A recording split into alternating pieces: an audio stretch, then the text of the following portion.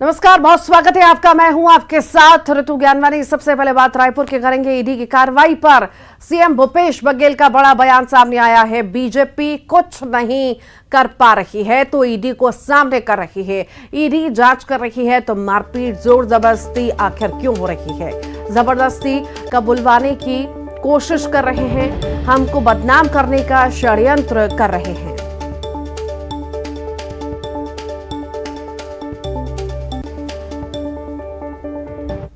कर पा रहे हैं तो ईडी के लिए आए, वो गिरफ्तार कर रहे हैं, भ्रष्टाचार के लिए कार्रवाई करो। मारपीट क्यों कर रहे हो? मार मार के बोलो कि हाँ बोलो, इसको दस्तखत करो, इसमें प्रताड़ित करे। एक उद्योगपति अभी भी हॉस्पिटल में। कितने लोग हैं जिसके हाथ पैर में चोटें आई, 3rd डिग्री टार्चर कर रहे हैं। तो इसका मतलब आप जबरदस्ती सिद्ध करना चाहते हैं भ्रष्टाचार। जो गलत है उसके हम तो शुरू से बोल रहे हैं, जो गलत है उसमें कार्रवाई करो, लेकिन किसी टारगेट करके फंसाने के लिए आप मारपीट करोगे, दहशत में लाओगे, तो ये तो उचित नहीं है। तो लगातार यही कार्रवाई चल रही है। इसका मतलब ये है भारतीय जनता पार्टी सीधे लड़ाई नहीं लड़ पा रही है तो कैसे बदनाम किया जाए। भ्रष्ट है, बस जो गोवेल्स के सिद्धांत है उसका ये लोग मानने वाले लोग हैं। जो एक झूठ को 100 बार बोलो तो सच महसूस होने लगता है। तो ये भ्रष्टाचार के आकंड में खुद डूबे हुए और दूसरे पे आरोप लगा रहे हैं। तो ये बदनाम करने के षड्यंत्र इनका चल रहा है। छत्तीसगढ़ की जनता देख रही है और इनके झांसे में नहीं आने वाली। और इसी पर खास चर्चा के लिए केदार गुप्ता जी हमारे साथ बीजेपी से जुड़ गए हैं। केदार जी, बहुत स्वागत है आपका। ईडी को लेकर लगातार सवाल उठते ही रहे हैं। अब साफ तौर से जो है सीएम भूपेश बघेल कह रहे हैं कि बीजेपी कुछ नहीं कर पा रही है तो ईडी को सामने कर रही है। कि भारतीय जनता पार्टी लगातार छत्तीसगढ़ की भ्रष्ट सरकार के खिलाफ सड़क से सदन तक की लड़ाई लड़ रही है और इससे आप देखेंगे कि पूरी सरकार परेशान है, हैरान है। उनको बचने का कोई रास्ता नहीं मिल रहा है और भ्रष्टाचार इस आलम पर पहुंच गया है कि ईडी ने कई अधिकारियों को अरेस्ट किया है, वहां संपत्ति जब्त की है, बेनामी संपत्ति के कागज जब्त हुए हैं, उन पर कार्रवाई हो रही है और पर्याप्त सबूत है ईडी के पास और उन सबूतों को कोर्ट में पेश किया गया। कोर्ट ने उनको न्यायिक हिरासत में भेजा है, जेल में भेजा है। तो क्या कोर्ट की भी अवमानना कर रही है सरकार, छत्तीसगढ़ की कांग्रेस सरकार? क्या कानून से भी ऊपर हो गए हैं? अरे ईडी ने अरेस्ट किया, सारे सबूत कोर्ट में रखे, कोर्ट ने उनको हिरासत में भेज दिया। तो अब सिर्फ एक ईडी की ही कार्रवाई साथ में नहीं है, साथ में पूरी न्यायिक कार्रवाई चल रही है, कानूनी कार्रवाई चल रही है, संविधान के अनुरूप कार्रवाई। संविधान से बड़ा कोई नहीं है और आप घेर रहे हैं तो मारपीट का आरोप लगा रहे हैं। माननीय मुख्यमंत्री जी हम सबके प्रदेश के मुखिया हैं और अगर जांच की कार्रवाई का वो इस प्रकार से विरोध करेंगे और केंद्रीय जांच एजेंसी के ऊपर प्रश्न उठाएंगे, कानून, संविधान और कोर्ट पर प्रश्न उठाएंगे ईडी की आड़ में, तो मैं समझता हूँ ये उचित नहीं है। उनको पूरा सहयोग करना चाहिए और किसी प्रकार की कोई समस्या है तो ईडी विभाग में जाकर उसका आवेदन देना चाहिए जो पीड़ित है उनको, ना कि माननीय मुख्यमंत्री जी ऐसे आरोपियों का, ऐसे भ्रष्टाचारियों का पक्ष लें। जी, आप लगातार बने रहिए। धनंजय सिंह जी जुड़ गए हैं कांग्रेस से हमारे साथ।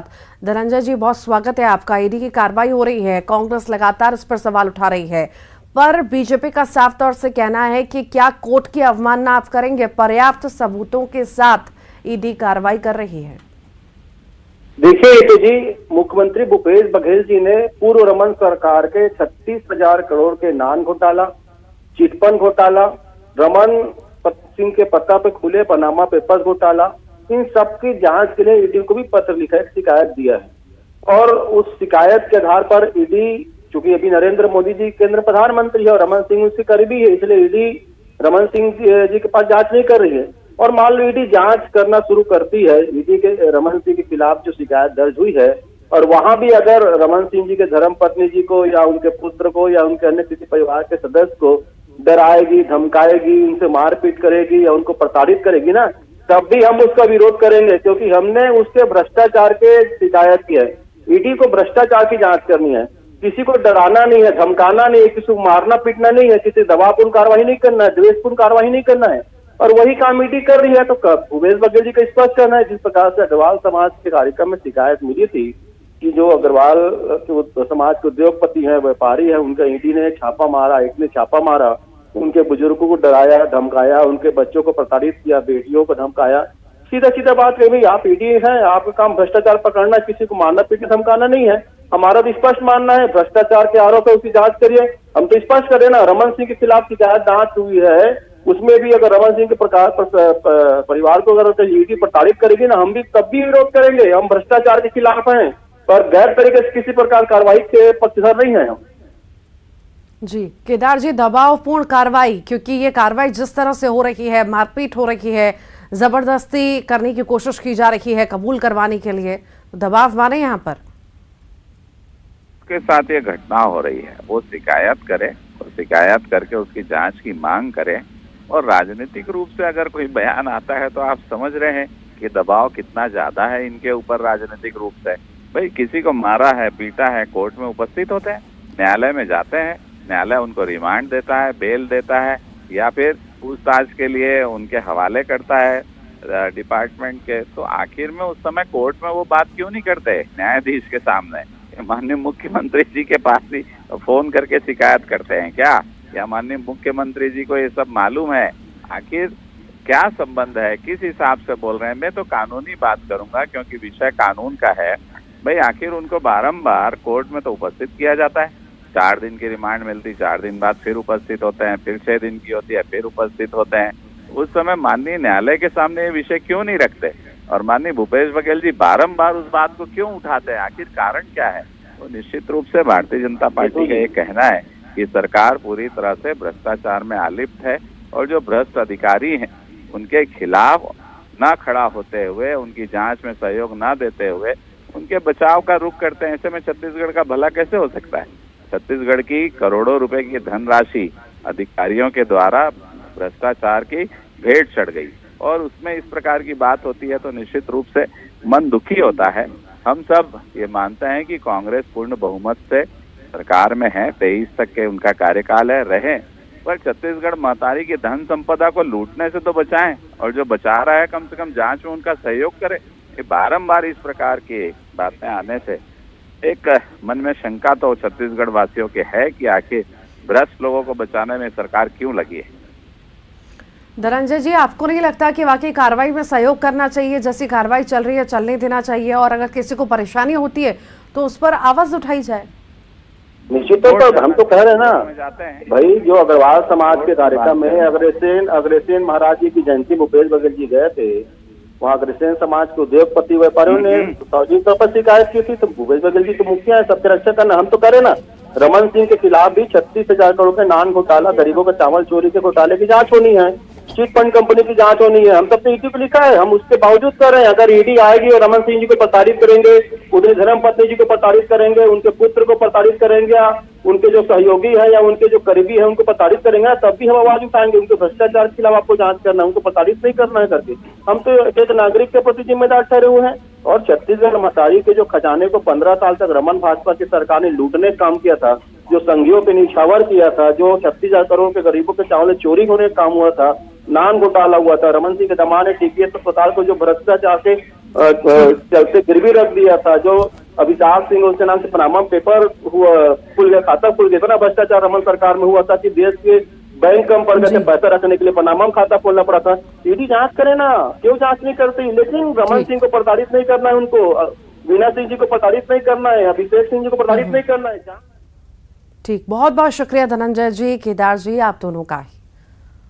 रायपुर से बड़ी खबर की बात करते हैं। आरक्षण बिल पर घमासान लगातार बढ़ता जा रहा है। मुख्यमंत्री ने राजभवन पर निशाना साधा है। आरक्षण को लेकर राजभवन पर हमला बोला। उनके विधिक सलाहकार एकात्म परिसर में बैठते हैं। कुल मिलाकर राज्यपाल को हस्ताक्षर नहीं करना है, उनको नहीं करना है तो वापस कर दें बिल। वो अनिश्चित काल के लिए रखना चाहती हैं। सलाहकार विधानसभा से बड़ा हो गया है।